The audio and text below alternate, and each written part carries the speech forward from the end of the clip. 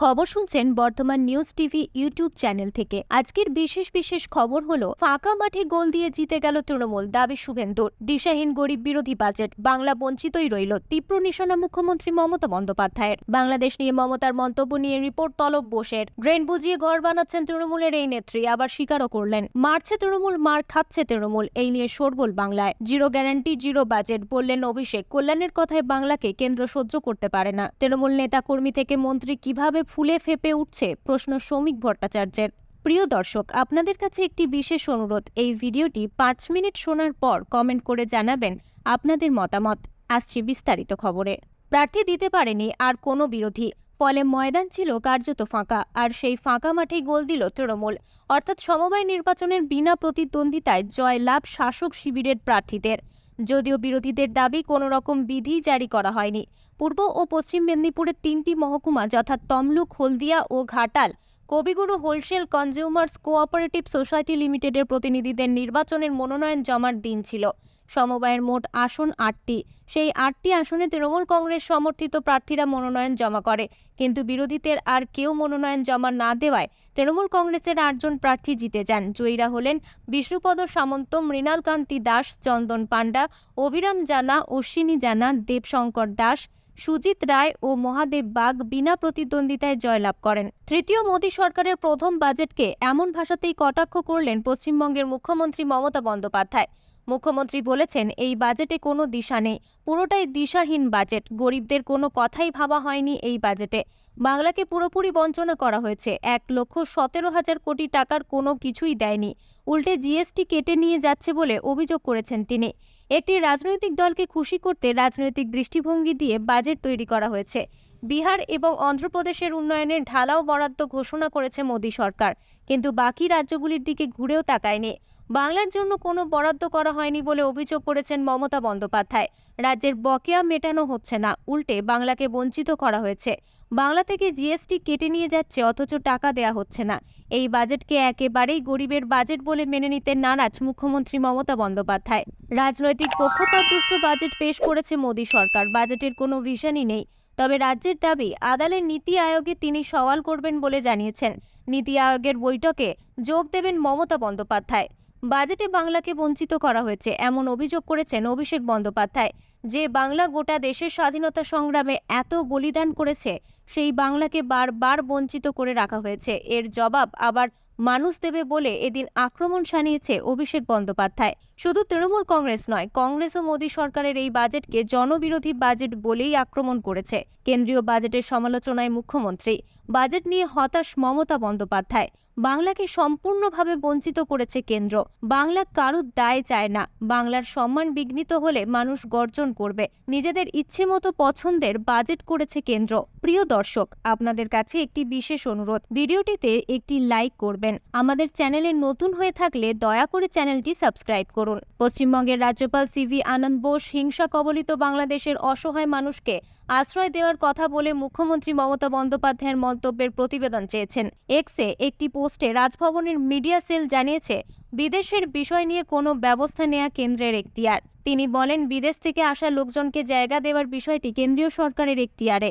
একজন মুখ্যমন্ত্রীর প্রকাশ্যে বিবৃতি দিয়ে বলা হয়েছে, ভিন দেশ থেকে আসা মানুষদের আশ্রয় দেওয়ার দায়িত্ব দেওয়া হয়েছে, যা অত্যন্ত গুরুতর প্রকৃতির সাংবিধানিক লঙ্ঘনের শামিল।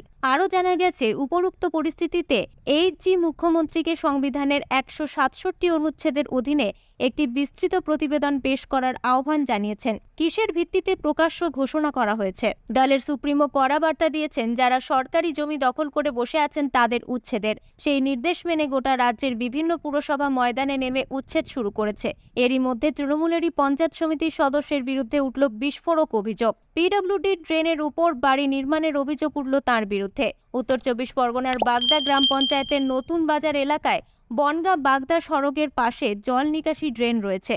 সেই ড্রেনের উপরে পাকা ঘর নির্মাণের কাজ শুরু করেছে বাগদা পঞ্চায়েত সমিতির সদস্য তথা পঞ্চায়েত সমিতির প্রাক্তন সভাপতি গোপা রায়। এর আগে তার বিরুদ্ধে পিডব্লিউডির জায়গায় দোকানঘর করার অভিযোগ উঠেছিল। সেই ঘর না ভাঙার কারণে জেলা পরিষদের রাস্তা সংস্কারের কাজ থমকে আছে। এবার আবার নর্দমার উপর বাড়ি বানানোর অভিযোগ উঠল তার বিরুদ্ধে। এই বিষয়ে বাগদা গ্রাম পঞ্চায়েতের প্রধান সঞ্জিত সর্দার বলেন, ওই এলাকায় ড্রেনের উপরে ঘর নির্মাণ করে অনেকের রুটি রুজি চলে। আমি বিষয়টি খোঁজ নিয়ে দেখেছি, পিডব্লিউডির এর জায়গার উপরে নির্মাণ কার্য অবৈধ। আমি এই বিষয়ে ঊর্ধ্বতন কর্তৃপক্ষকে লিখিতভাবে জানাবো। অপরদিকে বিজেপির পক্ষ থেকে বনগাঁ জেলা বিজেপির সহসভাপতি অমৃতলাল বিশ্বাস জানিয়েছেন, এই অসভ্যতামি বন্ধ হওয়া উচিত। বাগদা পূর্ব ব্লক তৃণমূল কংগ্রেসের সভাপতি পরিতোষ কুমার সাহা জানিয়েছেন, মুখ্যমন্ত্রী নির্দেশ দিয়েছেন সরকারি জায়গা জবরদখল করে রাখা যাবে না। যদি এমন থেকে থাকে তাহলে প্রশাসন ব্যবস্থা নেবে। কেন্দ্রীয় বাজেট 2024 নিয়ে কড়া প্রতিক্রিয়া জানালো তৃণমূল কংগ্রেস। কেন্দ্রীয় অর্থমন্ত্রী বাজেট পেশের পরই তৃণমূল কংগ্রেস সোশ্যাল মিডিয়ায় কেন্দ্রীয় বাজেটকে অন্ধ্র ও বিহারের বাজেট বলে সমালোচনা করেছে। তৃণমূলের সর্বভারতীয় সাধারণ সম্পাদক অভিষেক বন্দ্যোপাধ্যায় বলেছেন, এটা একটা ব্যর্থ বাজেট। কেন্দ্রীয় বাজেটের তীব্র সমালোচনা করেন অভিষেক বন্দ্যোপাধ্যায়। তিনি বলেন, বারে বারে দেখছি সংসদে যা বলার বলবো, ব্যর্থ budget, zero guarantee, zero budget. 12টা সাংসদ পাঠিয়েছে, ফলাফল শূন্য। এবার রাজ্য থেকে বিজেপির 12 সাংসদ রয়েছে সংসদে, কিন্তু রাজ্যের জন্য কোনো সুবিধে আদায় করতে পারে বলেও দাবি তৃণমূল কংগ্রেস নেতার। বাজেট পেশ হওয়ার পরই ক্ষোভ উগরে দেন তৃণমূল কংগ্রেসের সাংসদ কল্যাণ বন্দ্যোপাধ্যায়। তিনি বলেন, এটা কুর্সি বাঁচাও বাজেট। যারা এনডিএকে সাহায্য করেছে তাদের জন্যই এই বাজেট, দেশের সাধারণ মানুষের জন্য এই বাজেট নয়। বাংলাকে কিছুই দেয়নি, বাংলাকে কেন্দ্র সহ্যই করতে পারে না। তৃণমূল কংগ্রেস নেতা কুণাল ঘোষও সোশ্যাল মিডিয়ায় বাজেটের তীব্র সমালোচনা করেন। বলেন, কেন্দ্রীয় বাজেট নয়, এটা কুর্সি রাখতে অন্ধ্র ও বিহারকে তোষণের বাজেট, বাংলাকে আবার বঞ্চনা। অথচ বাংলার কিছু কাজকে নকল করার চেষ্টা। দেশের মূল সমস্যাগুলির সমাধানের দিশা নেই, শব্দ আর সংখ্যার জাগরালিতে বিভ্রান্তি ছড়ানোর অপচেষ্টা। কেন্দ্রের আর্থিক ও রাজনৈতিক দেউলিয়ার প্রতিফলন। যদিও পাল্টা কেন্দ্রীয় বাজেটের পক্ষেই সওয়াল করেছেন বিজেপি রাজ্য সভাপতি তথা কেন্দ্রীয় মন্ত্রী সুকান্ত মজুমদার। তিনি বলেন, বিহার ঝাড়খণ্ডের অনেকদিন ধরেই দাবি ছিল, বিহারের যদি উন্নতি হয় বাংলা কি পাবে না? দুর্গাপূজায় ক্লাবগুলিকে অনুদান দিয়েছেন মুখ্যমন্ত্রী মমতা বন্দ্যোপাধ্যায়। পুজো কমিটি পিছু গতবার 70,000 থেকে বেড়ে এবার দেয়া হলো 85,000 টাকা অনুদান। আর এই নিয়ে মুখ্যমন্ত্রীকে কটাক্ষ করলেন বিজেপির রাজ্য সভাপতি সুকান্ত মজুমদার। সুকান্তবাবু বলেন, উনি ক্লাবকে টাকা দেবেন দিন, তার সঙ্গে ডিএ দিন, চাকরি দিন, জিনিসপত্রের দাম কমান, বিদ্যুতের দাম বাড়াবেন না, এগুলোও করুন। কারণ যে ছেলেগুলো ক্লাবে গিয়ে আনন্দ করবে, মজা করবে বা অন্য কিছু করবে, তাদের বাড়িতেও তো বিদ্যুতের বিল আসছে। উল্লেখ্য, আজ আবার মুখ্যমন্ত্রীর দেয়া অনুদান ফিরিয়ে দিয়েছেন Santosh Mitra square. BJP councillor তথা এই পুজোর মূল উদ্যোক্তা সজল ঘোষ জানিয়ে দিয়েছেন, রাজ্য সরকার ডিএ দিতে পারছে না, চাকরি দিতে পারছে না। বিধানসভা অধিবেশনে রাজ্যপাল সিভি আনন্দ বোসের বিরুদ্ধে শাসক দল যে কড়া অবস্থান নেবে সেই দেওয়াল লিখন স্পষ্টই ছিল। মঙ্গলবার সকালে দ্য ওয়ালের প্রতিবেদনে এ ব্যাপারে স্পষ্ট করে জানানোও হয়েছিল। বিধানসভা অধিবেশনে রাজ্যপাল সিভি আনন্দ বোসের নাম না করে তীব্র ভর্ৎসনা করলেন মুখ্যমন্ত্রী মমতা বন্দ্যোপাধ্যায়। মুখ্যমন্ত্রী রাজ্যপালের উদ্দেশ্যে বলেন, আপনি লাইনে চলুন, বেলাইনে নয়। আপনি কোনো রাজনৈতিক দলের হয়ে কাজ করতে পারেন না। বিধানসভার স্পিকারের কাছ থেকে শপথ বাক্য পাঠ করায় সোমবার দুই বিধায়ক সায়ন্তিকা বন্দ্যোপাধ্যায় ও রেয়াত হোসেন সরকারকে চিঠি পাঠিয়েছেন রাজ্যপাল। তিনি হুঁশিয়ারি দিয়ে বলেছেন, তাদের শপথ বৈধ নয়, কারণ তিনি ডেপুটি স্পিকার আশিস বন্দ্যোপাধ্যায়ের থেকে শপথ নিতে বলেছিলেন। সায়ন্তিকা ও রেয়াতকে দেওয়া চিঠিতে রাজ্যপাল এও বলেন যে তারা বিধানসভার অধিবেশনে যোগ দিলে 500 টাকা জরিমানা দিতে হবে। রাজ্যপালের সেই পত্র বোমার পাল্টা বিস্ফোরণ ঘটে বিধানসভায়। মুখ্যমন্ত্রী আনন্দ বোসের উদ্দেশ্যে বলেন, এটা জনতার দরবার, গণতন্ত্রের দরবার। মাননীয় অধ্যক্ষ এই বিধায়কদের যে শপথ পাঠ করিয়েছেন সেটা সর্বসম্মতিক্রমে হয়েছে। যদি কারোর আপত্তি থাকে তাহলে তার বিধানসভায় উপস্থিত থেকে সেটা করা উচিত ছিল। মুখ্যমন্ত্রী আরও বলেন, সংবাদ মাধ্যমে দেখেছি মাননীয় রাজ্যপাল কি বলছেন। আমি এ ব্যাপারে মাননীয় অধ্যক্ষকে সম্পূর্ণ সমর্থন করি। রাজভবন তো সিলেক্টেড, অর্থাৎ মনোনীত, বিধানসভা তো ইলেক্টেড তথা নির্বাচিত। সায়ন্তিকা ও রেয়াতকে জরিমানা করার প্রশ্নে মুখ্যমন্ত্রী বলেন, আমি বলবো লাইনে চলুন, বেলাইনে চলবেন না। আপনি কোনো রাজনৈতিক দলের প্রতি পক্ষপাত করতে পারেন না। আপনার বিরুদ্ধে পেনাল্টি কে দেবে? 500 টাকা করে পেনাল্টি করেছেন, এটা তো ব্রিটিশ আইন। এখানেই না থেমে মমতা রাজ্যপালের উদ্দেশ্যে বলেন, আপনার কি টাকার খুব প্রয়োজন আছে? আপনার কি জলপানের জন্য টাকার প্রয়োজন? বলতে পারেন, আমি ব্যবস্থা করে দেব। এমনকি কটাক্ষ করে বলেন, হেলাও নয়, ঢোড়াও নয়, নড়েও না, চড়েও না। ধর্মতলার মঞ্চ থেকে সংগঠনে যে রদবদলের ইঙ্গিত দিয়েছেন অভিষেক বন্দ্যোপাধ্যায়, তা নিয়ে তৃণমূলের ভিতর মহল এখনও আলোড়িত। কি হতে পারে এবং কেন হতে পারে তা নিয়ে দলের যুব ও মাদার দুই সংগঠনের মধ্যে জল্পনা ও কল্পনা মিলেমিশে যাচ্ছে। এহেন পরিস্থিতিতে কালীঘাটের ঘনিষ্ঠ সূত্রে জানা যাচ্ছে, এবার সরকার ও সংগঠনের রদবদল হবে কয়েকটি ধাপে বা পর্যায়ে।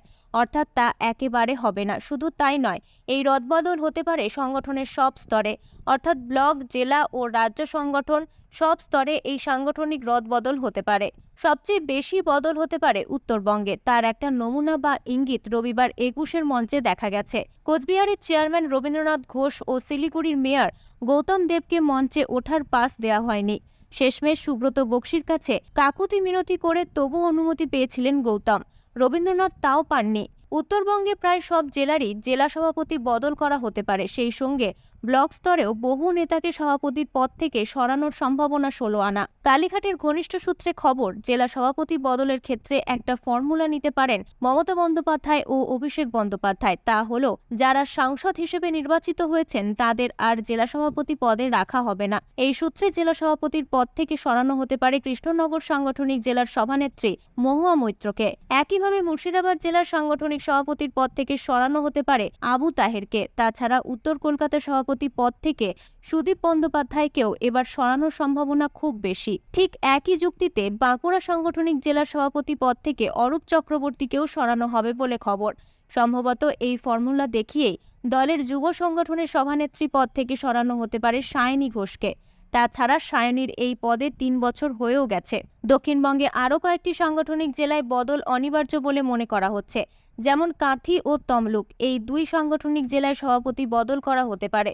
বিষ্ণুপুর সাংগঠনিক জেলারও সভাপতি বদল হতে পারে। মমতা বন্দ্যোপাধ্যায়ের ঘনিষ্ঠ এক নেতার কথায়, জেলায় বড় সমস্যা হলো অনেক জেলা সভাপতি নিজের গোষ্ঠীকে নিয়ে চলেন, সবাইকে সঙ্গে নিয়ে চলেন না।